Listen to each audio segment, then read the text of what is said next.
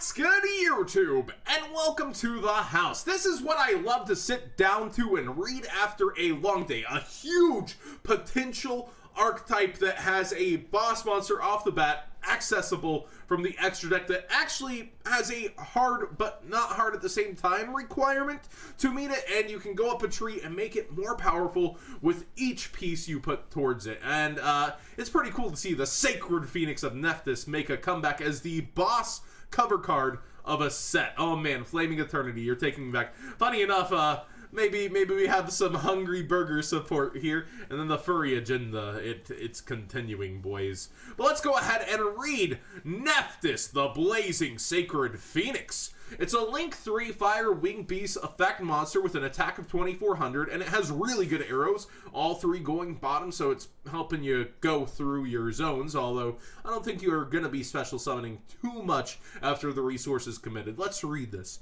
This card, it needs two monsters, including a ritual monster. Keep that in mind. This card gains the following effects based off the number of ritual monsters used as its Link's material. So, one is going to be fulfilled no matter what. One or more. This card cannot be destroyed by battle. Solid. That's a start. Two or more. This card gains 1200 attack and it can't be destroyed by card effects. Can't be destroyed by battle or card effects, and it's 2600. While it doesn't offer disruption there like Masterpiece, which is what made it so good, Utopia the Lightning can't run this over. It's a huge body on board and a huge problem for a lot of decks in this format if you manage to use two ritual monsters. Now, that's not the hardest thing. We actually got new ritual support that's going to make that even easier to go up the tree into this very recently, and I'm assuming this pack is going to offer more, maybe specifically for this monster, as it's a cover card. Third effect, this card gains 1200 attack. Again, did it need more? Did it need to go to 4,800? Also, it can't be targeted by card effects. So if you manage to commit 3 ritual monsters to the field, you're turning your one blue into the next blue, and you're making a 4,800 monster that can't be targeted, destroyed by card effects or by battle. It's actually just crazy. Then it gets an additional effect. Why not? Why not? While this card is in the extra monster zone, your opponent cannot target Nephthys monsters in the main monster zones for attack. So that leads us to believe that there will be more support for it. I don't think they're talking about ancient Flaming Eternity support or something way back. I'm assuming we're getting new Nephthys support that will help you ritual summon maybe a little easier to fulfill this card's requirements.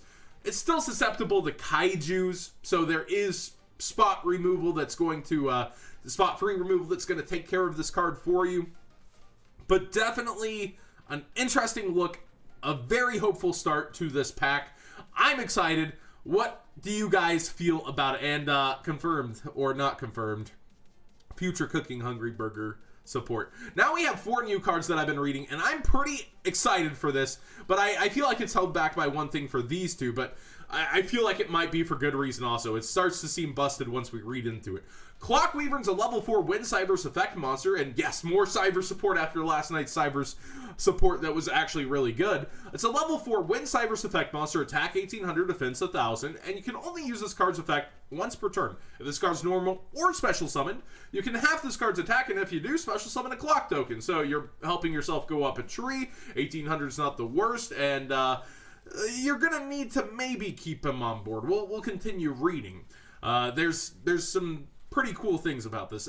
So Cyberse Clock Dragon specifically does need Cyberse or Clockweaver and a Link monster. So that's Clock Dragon needs Clockweaver, and weird. And that's kind of what locks you into having to play this guy, but he's not the worst. Normal or special, you get a counter to help you continue to go up and to other things. So when this card is fusion summoned, you can send cards from the top of your deck to the graveyard equal to the combined Link rating of this card's materials. Notice that 1+ Link monsters, you can use multiple. So if you use like a Link rating of a 4 and a 2 in your fusion, whew, that's going to be 8,500 attack. It's crazy. Until the end of the next turn, other monsters you control cannot attack.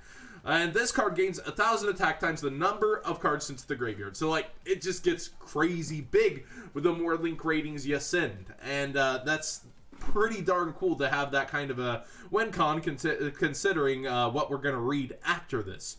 While you control a Link monster, other monsters you control cannot be targeted by an opponent's card effect for an attack. Not the biggest deal. It's still pretty good to get free protection, though. If this fusion summon card is sent to the graveyard by an opponent's card effect, you can add any spell card from your deck to your hand.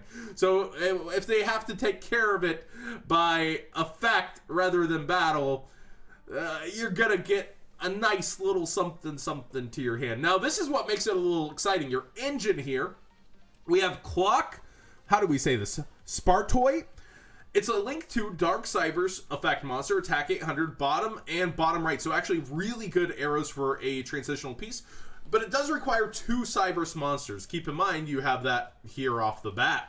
So you can only use this card's first and second effects once per turn each. If this card is link summoned, you can add a Cynet fusion from your deck to your hand. So literally, you turbo your fusion card with just your Clock Weaver into hand, but then it's off the field. Well, we'll keep reading. If a monster or monsters is special summoned to a zone this card points to, you can target a level 4 or lower Cyberse monster in your graveyard, special summon it, but its effects are negated. Also, you can't special summon monsters from your extra deck for the rest of the turn except fusion. Well, your cheesy WinCon is a fusion monster here, and you've already searched a fusion spell, so, I mean, going up that ladder isn't the worst thing in the world. It's definitely a great thing to have access to, and it's a free search for Cynet Fusion, although we actually have another way to search Cynet Fusion while link summoning from the hand too now, if you read up on those previous cards. So Cynet Fusion, a normal spell card. Fusion summon 1 Cyberse Fusion monster from your extra deck using monsters you control or have in your hand as fusion materials. If you do not control a monster in the extra monster zone, however, you can also banish 1 Cyberse link monster from your graveyard as a material. So that basically, let's think about this just for a bit.